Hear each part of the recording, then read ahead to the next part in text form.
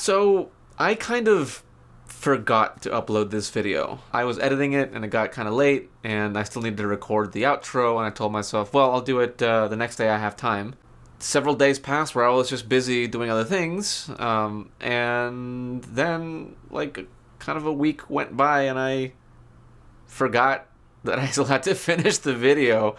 So I'm apologizing for the late upload on this. I know it's been several weeks since the movie came out.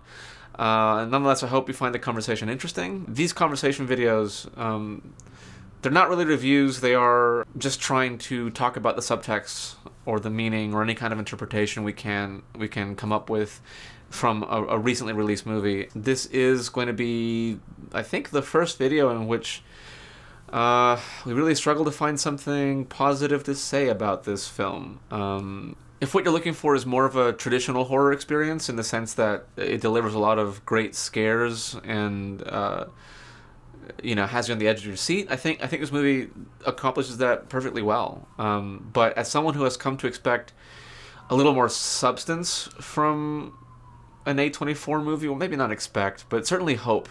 And this movie, it's not, well, look, I don't want to spoil a video. So anyway, I hope you enjoy this video. I know it's not necessarily what most of you have subscribed to the channel for. I know you guys want to see the more elaborate video essays. But for those of you who are patrons or thinking of being a patron and you're concerned about the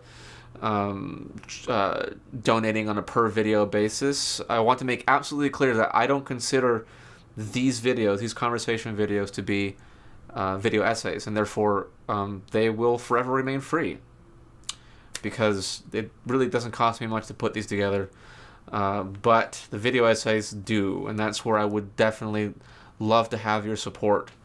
So if you're thinking about it, please check out my Patreon page, and without any further ado, I hope you enjoy the video.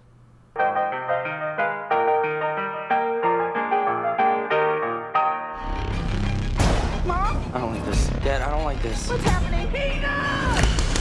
Don't you ever raise your voice at me! I am your mother! Please stop! Mom, what's happening? Make it stop! Make it stop! I just don't want to put any more stress on my family.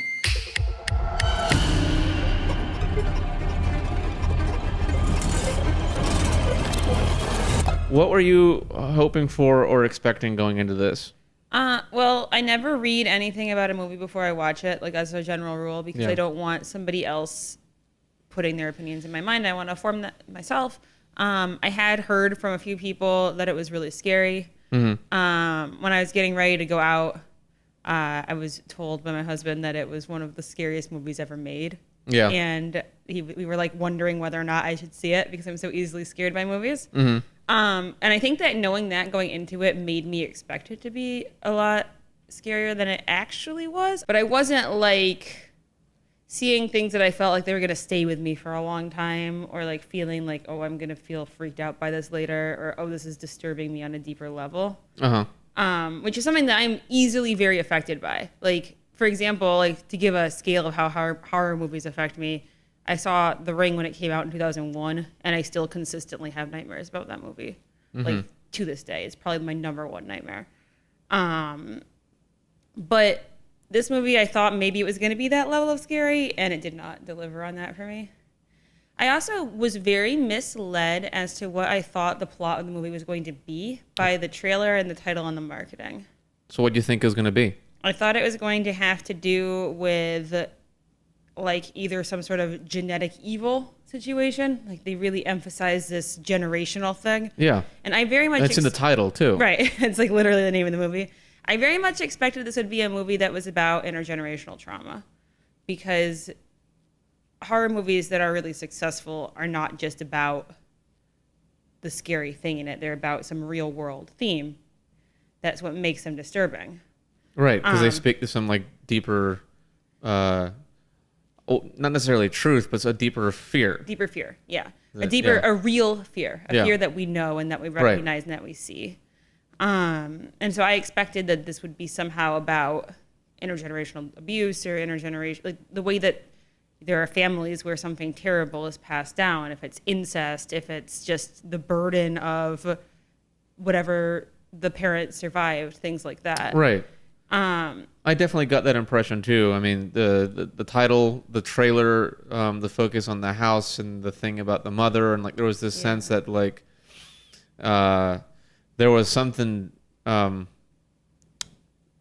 some dark and horrible thing that the mother was the source of, that was being passed down to Toni Collette's character, who's the protagonist, and then she would be struggling with that, and you know, in turn also bringing some of that shit down on her children. Right.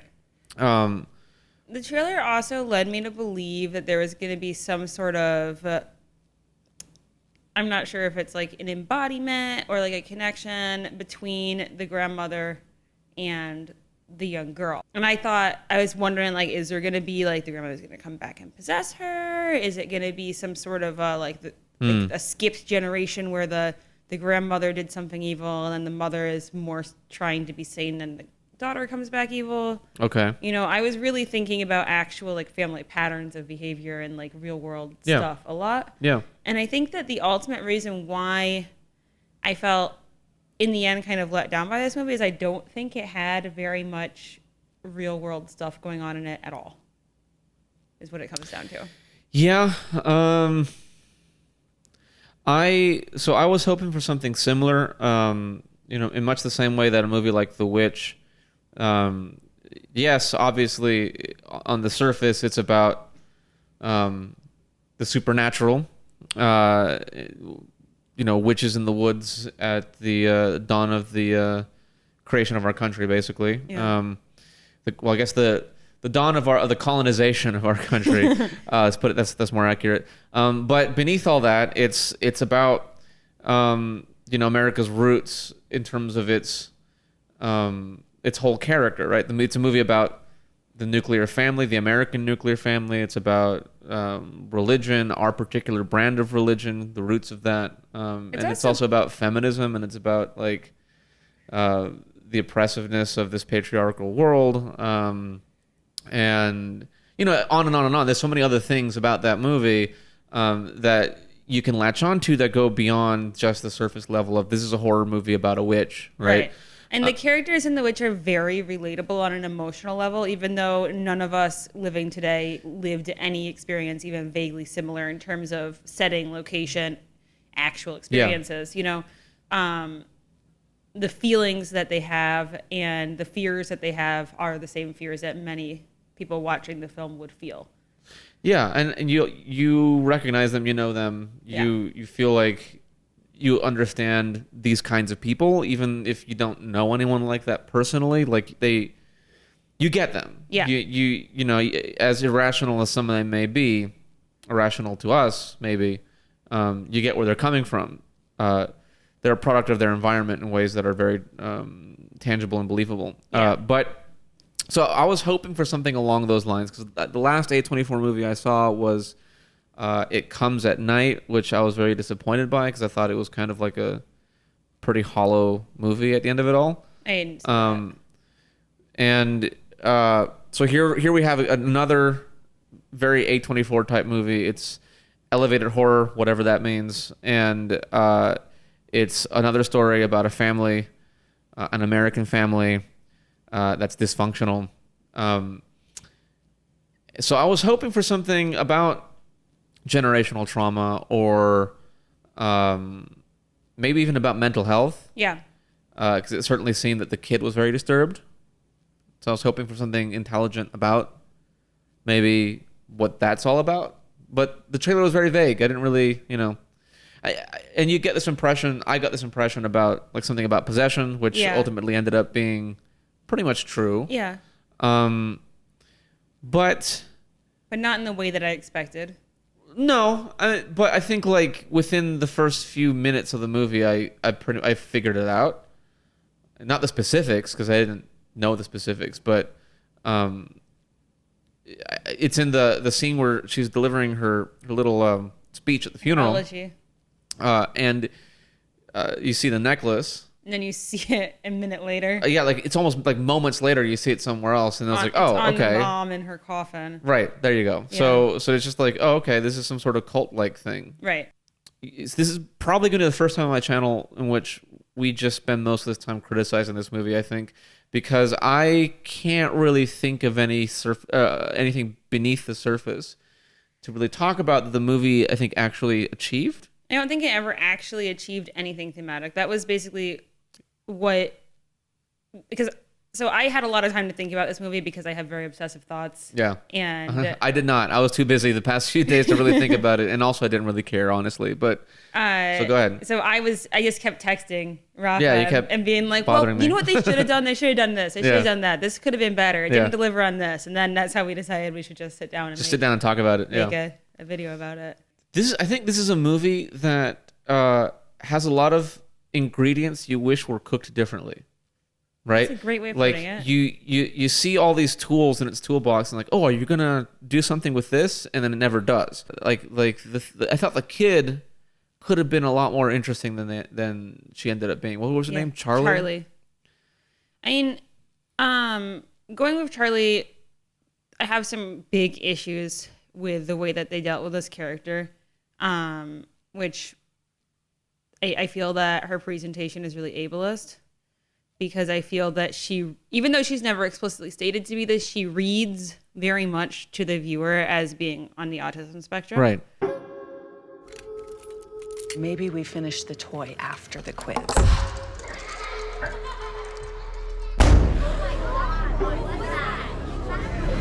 And it's perfectly great to have characters that are like that in a movie. It's not good to have them exist to be creepy. And one of the biggest, probably the biggest thing about this movie in terms of something that a person might remember is that there's an oral trope of Charlie making this noise with her mouth. A little cluck or a click. And this comes back again and again throughout the movie as being something scary that you hear the sound in a night and you're like, oh my God. All right, it's supposed to elicit fear. Yeah, right? Absolutely. She has a tick. Like, people have ticks. It's not scary. Do not be afraid of people who have ticks. We should specify that the reason why it's supposed to be scary is because she's dead at this. She dies pretty early on. I think it's like a first act kind of ending moment where she gets decapitated. And that's the best scene of the whole movie. Well, it's one of the 3 best scenes of the movie, in my opinion. Yeah. There are 3 scenes in the movie that I think are really good, and only one of them is a scary scene. Which were the ones you liked? The scene where the mom is at the grief group for the first time and she just goes off on this litany of everything that's been bad in her life, and all the other people in the group are just sitting there like... They have no idea how to deal with it. That was extremely relatable to me. Yeah. And it seemed that felt very real. That felt like how somebody goes to a grief group and everybody's like, well, I'm sad because of this very normal thing that happened. And then the one person is there and they're like, I'm sad because of this lifelong list of complicated and disturbing traumas. Right. She's completely manipulative until my husband finally enforced a no contact rule, which lasted until I got pregnant with my daughter. I didn't let her anywhere near me when I had my son, which is why I gave her my daughter, who she immediately stabbed her hooks into. And I felt guilty again. When she got sick, not that she was really even my mom at the end, and not that she would ever feel guilty about anything. That scene I thought was very well done. And then the scene where after Charlie dies, they have the fight at the dinner table. I don't want to say anything. I've tried saying Okay, things. so try again. Release yourself. Oh, release you mean? Yeah, fine. Release me. Just say it. Just fucking say it. Don't you swear at me, you little shit! Don't you ever raise your voice at me! I am your mother! Do you understand? I thought that scene could have been more upsetting, but was one of the scenes in the movie that most carried what should have been the weight of the movie. Because the movie should have been about how the family falls apart in the wake of the accident. Everyone blames each other, and how no one really communicates very well. Yeah. I didn't really like that scene all that much. I mean, I liked the idea. I just thought it was a little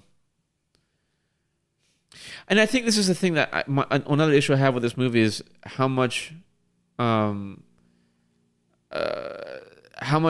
weight some of these scenes have to carry on their own. Yeah. And I think that scene was a lot of just like them throwing shit at each other verbally, because none of it was really like woven throughout the rest of the movie. but you know, I did really like the support group scene a lot, just because it was like so overwhelming, like what she was saying. Although there are some issues I have with the content of it, I think there is a long and sad and disturbing history of mental health issues or physical disability, or just simply, you know, being atypical, well, in anything, either physically or mentally. And that otherness being used as a shorthand for horror or villainy. Right. Like the stereotype of, you know, a guy with an eye patch or a missing hand or something. You know, Darth Vader doesn't have a hand.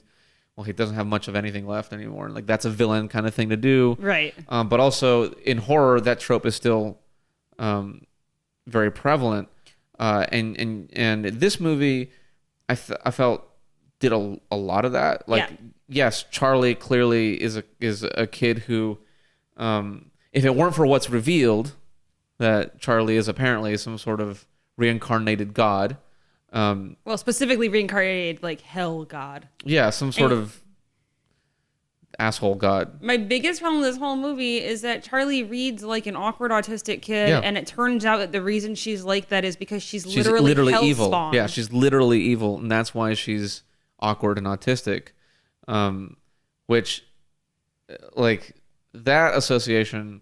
Like, look, I understand. The way I fall on these things is, it's okay to do a thing, but when everyone's doing it to the exclusion of all else, at this point, if you make another movie where there's some creepy child who just reads as autistic, you're not helping anything anymore. Right. The only times that we ever see autistic characters or autism spectrum characters in film and TV is in three situations. Something like this, a movie which is about how they overcame their autism. Right, inspiration porn. Yeah. Humor, where they're funny because they're autistic. Like Big Bang Theory. The Big Bang Theory. Yeah.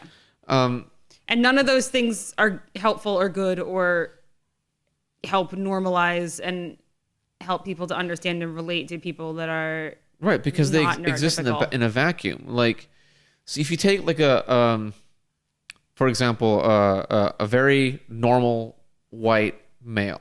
Right. They can exist in all sorts of different types of movies, and no one's going to get really upset that, oh, this white guy's a villain. Oh my God, they're always villains. That's not really, that's not a thing. Right, because white guys are everything. Yeah, because they have access to every possible character. Therefore, there doesn't exist this like stereotype presentation that harms white men. Right. Right? Like, but for people, like the further down you go in terms of like how more marginalized you are, the more stereotypical your presentation in media tends to be. And the more important it is to give representation for different kinds of characters instead of just giving them stereotypes, and the more damage it does when you do something like this. So in addition to the kid and the whole presentation of that character, there's also, going back to that scene in the support group, the litany of things she lists, a lot of those are like mental health issues that the mom was dealing with or the dad was dealing with. And it's like a lot of this stuff is kind of very serious and just kind of thrown offhand, and we never really go into it in the movie. We never deal with like, oh, her memories of having to deal with this and how difficult it was, or maybe she's getting it too, like Hereditary. Okay, maybe she's having I think she mentioned either the father or the mother had schizophrenia or something like that. The brother that died from suicide had schizophrenia. The mom had DID, and the father had psychosis, and he also died from suicide, but by starving himself. These are all like mental health issues that you would think would be on her mind in terms of, is this going to happen to me? Right. And that would tie in with the title. Especially considering that schizophrenia is very hereditary. Right. Like, yes. It's something that is very prevalent in families. But we don't go that route. We don't even suggest that she might be inheriting this. There's no scene of her like going to a doctor being like, I'm seeing some crazy shit.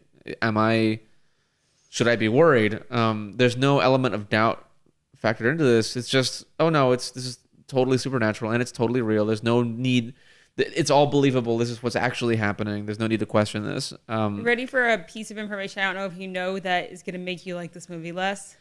Okay. Do you know what the dad's job is in this movie? Because I read some background materials after watching it. No. He's a therapist. He is? He's a therapist. So let's talk about that for a second. Why I am then? so sick of shitty therapists in movies and television. I am so sick of it. He's entirely incompetent because when his wife is having all of this bizarre behavior, he doesn't think your mom was diagnosed as schizophrenia. Maybe you are having an episode. I have a colleague you should go see. Right. You know, nothing also, like that. Their son goes through one of the most traumatic things a person can go through when his sister dies in the accident, and you hear the dad being like, you got to go to SAT prep. You don't hear, we need to get our son into therapy. Yeah, no, he's the most clueless character in there. I'm also kind of sick of clueless dads in horror movies. Yeah. But in particular, a therapist who just is completely lacking in any kind of insight on anyone around him is just so tired. It's such a tired trope. Yeah. I and mean, it's just damaging to the mental health profession. I'm glad that I don't recall that ever being mentioned in the movie, so I'm glad they kind of took it out of the movie. Yeah. I guess, and they just left it vague. But knowing that was the plan, and maybe there's a deleted scene that confirms that, is just so frustrating. Yeah. But so I think really that scene in the support group where it suggests all this interesting stuff, this road that we might go down and explore and talk about mental health and the horror of kind of going through that. And it's not paranormal. It's just a movie about some of the worst things that can happen to you, like schizophrenia or dementia or something like that, where you feel like you're just losing your faculties. I was hopeful that it would go that direction. Instead, it was just used, I think, as a way of like signaling a certain kind of horror. Yeah. Like you just say, "Oh, Satan," and you'll go, "Oh, okay, it's gonna be like this, right?" Well, the problem, like it's just superficial to get you to a certain place. The problem is that when you look back at everything that actually happens in the movie, you realize, oh, the mom didn't actually have DID. She was actually getting herself possessed by demons, which is the most damaging trope that you could do for somebody who has DID. And then you've got, the brother wasn't, because remember the brother died of suicide and accused the mother of having put voices in his head. Right. And he had schizophrenia, but he didn't actually have schizophrenia because the mother actually did try to get him possessed by Satan. Like that's what was happening. She was trying to have her son do the thing that she did eventually for grandkids. Do you remember the name of the actual deity? Peyman? Peyman. Yeah. Yeah. Yeah. It's a good memory. Do you know if that's a real? I didn't look it up. I don't think it is. I don't know. Well, I don't, who knows? Who I'm cares? not huge into the Satan. It looked vaguely Sumerian, kind of like Babylonian, maybe. Yeah. It was one of the gods of hell. It's not literally Satan, but it might as well be. Yeah. Because we don't know anything about the god either. We don't really learn. It's all superficial. The only information we ever are given about Peyman is when she's flipping through the book, we see a passage that says that Peyman is covetous of a human male body. Right, for reasons. Because reasons, yeah. Yeah.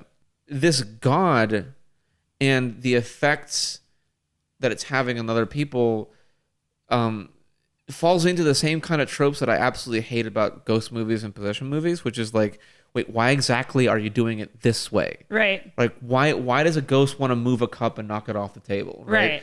Why? Yeah, what is it getting out of that? Like, can you imagine if you were the ghost being like, like, what are you doing? Right? Like, is it... So, movies like the Paranormal Activity movies where it's just, you see some silly shit happen and it's just because it's creepy, but it has no, like, underpinning of this is where it's coming from, right? So, and Hereditary had the same thing. The thing with like the cutting off of the heads. Why is the mother floating? It's not about, a movie is not about removal of identity. Right. That's not what the movie's about. If the movie was about that, then the theme of decapitation throughout it would make sense. Yeah. The only thing that the decapitation is for is the ritual at the end, which the ritual is meaningless. It's not based off anything that we have knowledge about. The movie doesn't teach us anything. Because you're not, it never connects. You're not like, okay, so you're taking off heads because you will put the head on someone else or something else, and that was a necessary part of the... No, it's just, it's purely decorative. Because they didn't need to do anything with the heads. The thing was already inside the kid Like the demon was already transferred over. Yeah. I don't know why. It was just a creepy thing because we want to see the kid, we want to see Charlie cut the head off the bird. It's really creepy to see the mother sitting there doing Right. using a wire to cut her own head while she's floating in the ceiling. These are admittedly very creepy images, but it never comes back. It never ties together of like why. We don't even see like maybe we did. Maybe there's a blurb in like the pages when she's flipping through one of the books that says, "Oh, he loves heads for reasons that are really cool and interesting. Trust us, guys." There's never a moment like that. So it just ends up being this kind of unconnected thing for me of like, what's with the heads? And if the head stuff had only ever showed up after Charlie got decapitated in the accident, if there hadn't been the part where she cut off trauma. I think that if the movie was really great, it wouldn't have had any of the satanic panic element of it. Right. Right. And I think that it would have ended with the mom believing that there was something going on and her cutting off her own head. She could have had a paranoid ideation. Yeah. Right. And could have. I mean, it could have been a movie about you should have gotten treatment. Someone should have helped you people, and you guys never did for whatever reason. Like there could, you could have done a thing maybe where like there's a religious or cultish element, and it's like, so I'm gonna tie this to an episode of Babylon 5, which I just watched last night. Season 1 episode where these people they refused to have surgery performed on their kid because they believed that cutting open the body would let the spirit come out. There's plenty of religious sects out there, especially here in America, that some very obscure Christian denominations that don't believe in like modern medicine. Scientologists don't believe in psychiatry or psychology or any of that stuff.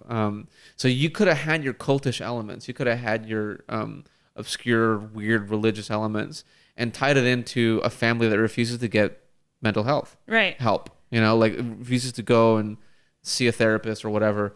And then the consequences of that are devastating. And you're making a movie about all that stuff. If you make a movie where it's about this family which is steeped in this cultish stuff, and then they have that exact scene with the accident, and then every single member of the remaining family completely falls apart in their own different ways because their own mental health backgrounds. That's a very interesting movie. Then again, it also ends up being like The Witch too. Yeah. I was just thinking about that because like they're also in their own cult, and the reason why they suffer the way they do is because of the way they're made to think, and they kind of doom themselves. The Witch really does very little in that movie to make the family fall apart. Right. The ultimate reason why this movie isn't scary, why there are parts that are frightening, there are parts that are not fun to watch, but it's not disturbing, is because the imagery doesn't actually mean anything. People keep comparing it to The Exorcist or Rosemary's Baby. And this movie, I think it kind of just tried to be like Rosemary's Baby a lot, especially with Joni, who lives in the apartment building, who's overly friendly and who helps her. She was obviously like, as soon as I saw her, I was like, oh, she's a member of the cult, and she's trying to she was just a ripoff of that movie. Is what she was. She wasn't even a callback to it. It was like they just took elements from that movie. But the reason why Rosemary's Baby is a really upsetting movie ultimately is because it's about spousal abuse.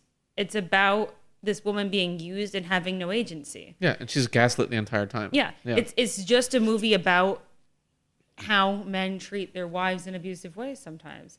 Yeah. And The Exorcist is another movie which it has like very heavy and complex subtext about how, families don't care for their children, and about how religion can be toxic, and it's also a movie about faith too. It's about a priest trying to find his faith, and there's a lot of things going on in both those movies.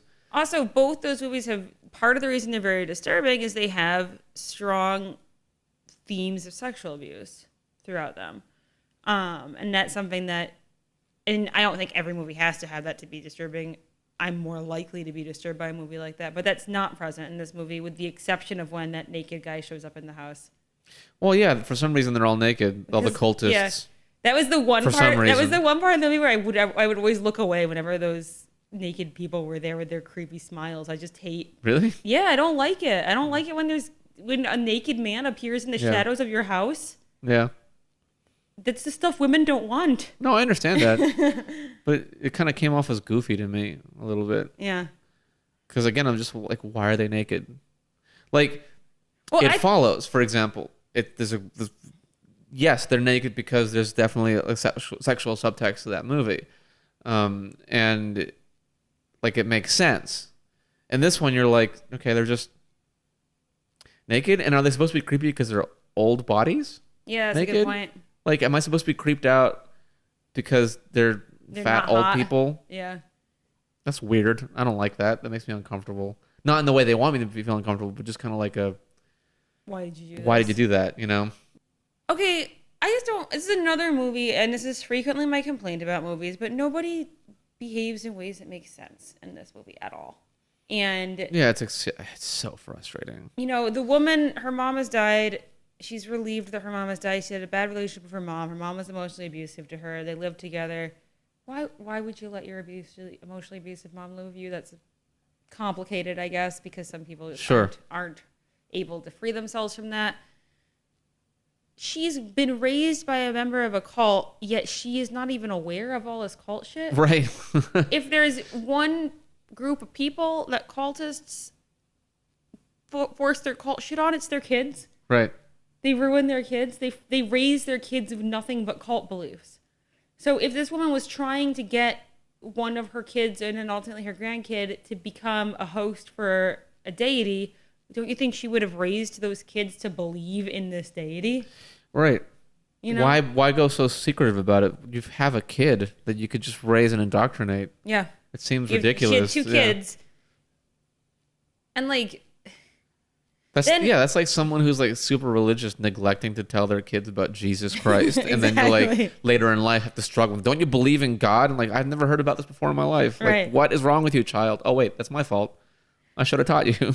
and like, there's another theme that's missing in this movie, which should have been there, is that the mother lost her sibling as a young person in this story.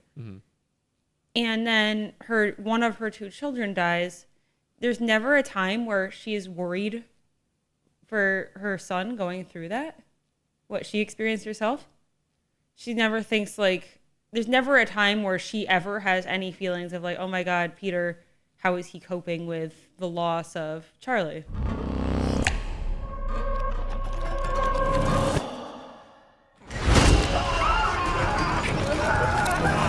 There are a lot of scenes where nothing is happening, but creepy music is playing. And I was thinking I would never do this because I know what movie I'm watching. I know it's a horror movie. You don't have to tell me that with a music when nothing's happening. Like, Right.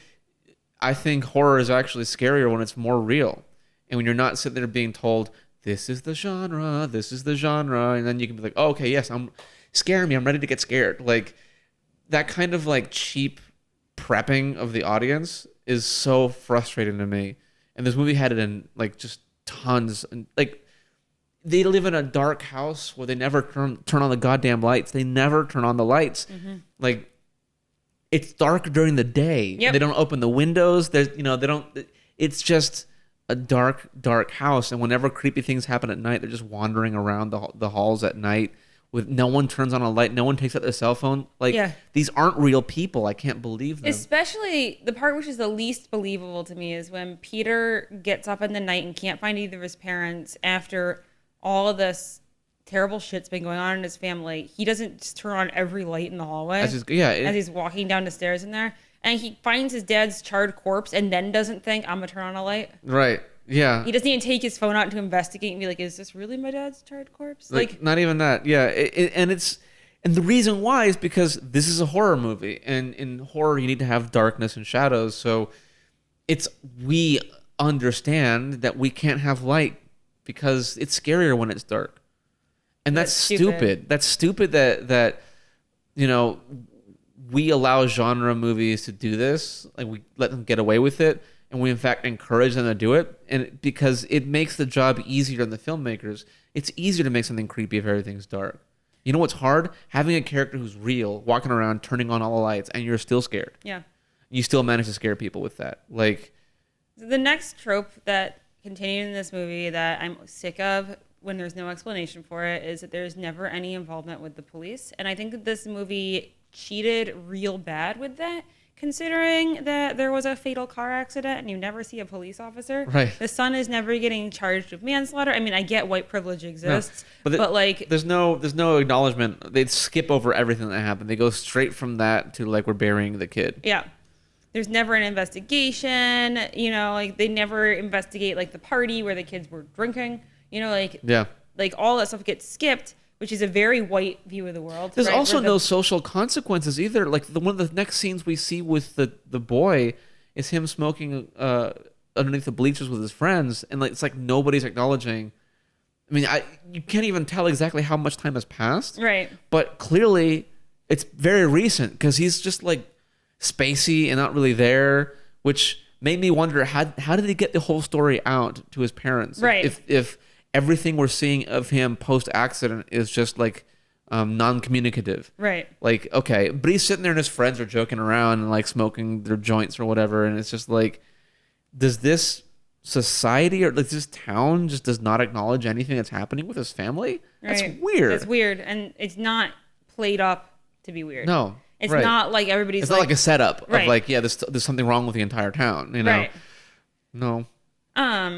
I thought maybe during the first scene where we see Peter hanging out with his friends after the accident that it was going to go somewhere where like a lot of the people in the town are somehow in on something. Sure. Like Because- a Wicker Man kind of thing. Yeah, exactly. Because nobody acknowledges anything towards him, and the conversation that the boys are having is the fakest, worst dialogue. Sure. They're like, "Oh, have you seen Becky's Facebook posts? Yeah. She posts a lot on Facebook, doesn't she? Like Hello, fellow teenagers kids." don't go on Facebook. I am sorry. We are old and Facebook is for us. The kids are on like Instagram and well, I don't know about Snapchat anymore because it took a big hit, but Yeah. they're on different social medias than we are. When I heard that them talking about like, were you following her? Are you seeing her posts? I was like, what teenager Yeah. asks about the Facebook post before anything else? Right. Yeah. So So yeah, it's terrible. That was like that. just bad writing. It's out of touch writing is what it is. Yeah. But like the only reason why there's no police mentioned in terms of what happens to Peter after the accident is exclusively because they can't have the police around later because they Right. can't have the police find the dead body in their attic, and they Right. can't have the police like intervening in any of the Yeah, because crazy the whole shit. story would fall apart if the police were somehow involved, Yeah. or they were just too lazy to figure out a way of involving the police and still getting what they wanted. Like, you know, in terms of the story, and you know, I was thinking about this a lot about how we make horror movies pretty much most of the time about upper middle class white families. Uh-huh. And if you made a movie about a disenfranchised family, it would make so much more sense as to why they don't call the police. Yeah, if this had been a black family living in a predominantly white neighborhood, Yeah. don't call the cops. Right. You know, Like that would Let's try to keep all this on the down low because we can't have our neighbors being suspicious about us. You can't be like the kid having just drove the car, decapitated his sister on accident. Yeah. Now how do I get back home without having the cops call me and getting, shot or whatever? Like, that's interesting, Yeah. And it's such an easy fix, but no, it's like we're so ingrained at like default white. We have to like think out of the whiteness, right? Yeah. In order before we can even consider a family that's not white. We start with a white and we go, oh man, we got to find these convoluted reasons or ways of trying to avoid them calling the cops or dealing with the authorities in any kind of way. But you get a black family at the center of this. It's easy. It's so easy to fix that. Yeah. You have an immediately plausible reason why they wouldn't call the cops, and now you don't have to worry about it. You don't have to come up with any convoluted gymnastics narratively to get around. You don't have to have this huge narrative drop. Yeah. Where you just don't explain it. Right, you have to like exactly. Yeah, you don't have to like cut around this huge part of the story. Yeah. Just to avoid seeing a person in uniform in this Right. movie, because it would invite questions that you don't want to answer. Right. I think that one thing that could have been a lot more interesting and that could have been entirely what the movie was about would be if this kid was very clearly not Peyman. Yeah. Or if Peyman was not what people thought he was. Right. I remember thinking that, like, watching the final sequence when, you know, the kid is I forget all these kids' names. What's the boy's name? Peter. Peter. Okay. When Peter's kind of like wandering around, like looking at all this weird shit, like totally like, what is this, right? And they're all like, Peyman, welcome back, our, you know, awesome, sweet, amazing, cool, badass god. We did this for you.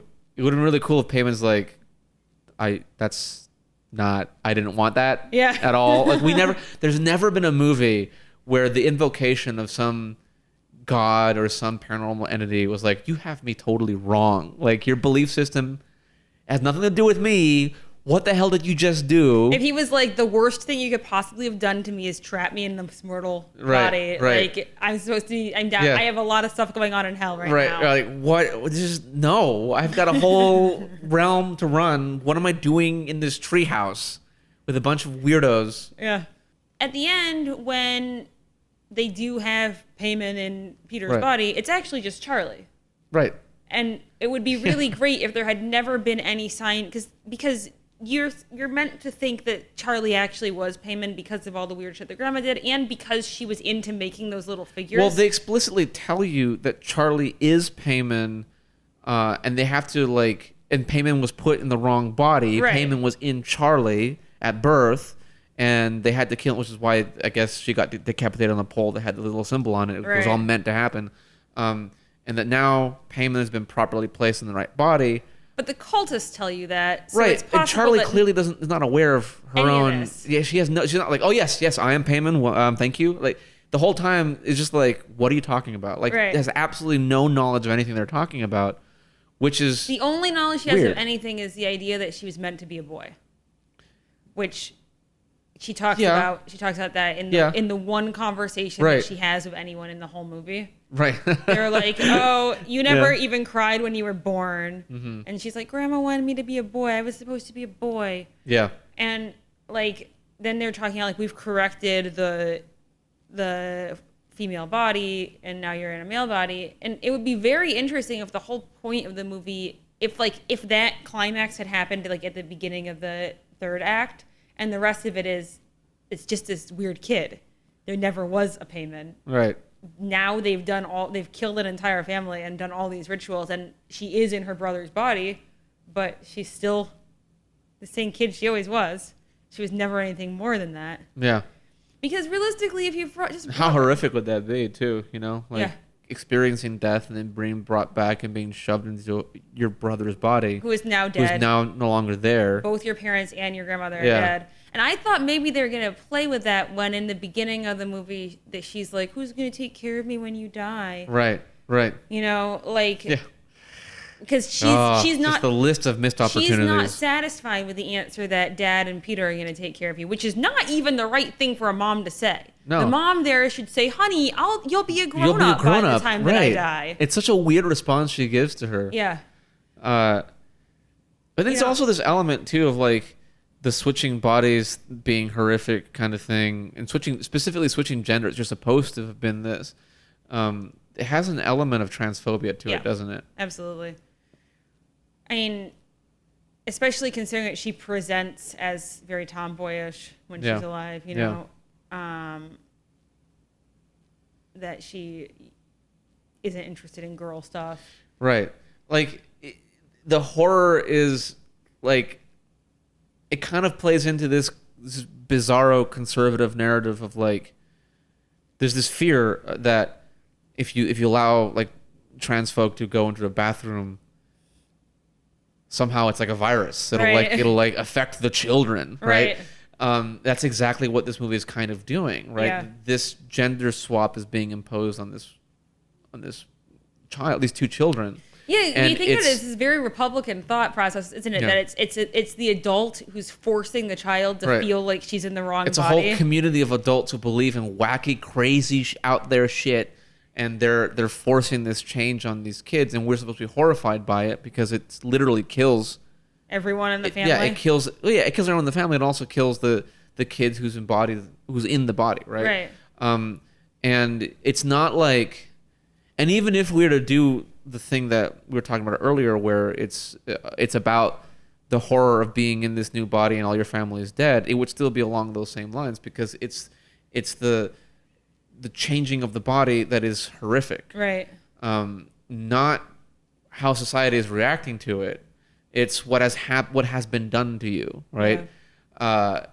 And yeah, I don't know if it's intentional. I don't know if they were thinking about that. I don't know if they probably weren't. They probably just, it's a sort of subconscious bias kind of thing that goes in there. Wouldn't it be creepy if, right? Yeah. But it ends up kind of falling neatly into those Republican, well, I won't say Republican, but certainly those conservative fear narratives. Yeah. Of what's going to happen if you just let the gays and the trans get loose in the world. If you let them do whatever they want, it's going to happen to all of us. What's going to happen to marriage? What's going to happen to, what if little Tommy's going to start seeing that and thinks it's okay to be a girl? All that kind of fear mongering feels just kind of being subconsciously triggered by this movie. Yeah. Which is a little upsetting to me. It's a little disappointing. So no, and I think, look, if your goal is to get scared, there's plenty of scares in the movie, but there's no thematic cohesion for me. It says nothing interesting. It doesn't even raise interesting questions for me. And the few things that may be there cohesively, I find a little bit off. Yeah, disturbing. Problematic. Problematic. That's what we're looking for. Thank you guys so much for watching. If any of you has any insight to offer about this movie, please leave it in the comments, but do it politely. There's no reason to be a dick about it, okay? As for what's next, I'm going to be working on a short film up until probably the end of September, if not more. I'm currently in pre-production right now. So, unfortunately, the Godzilla video is going to be put on hold for a while. So please just stay tuned. I promise you it will eventually show up in your inbox.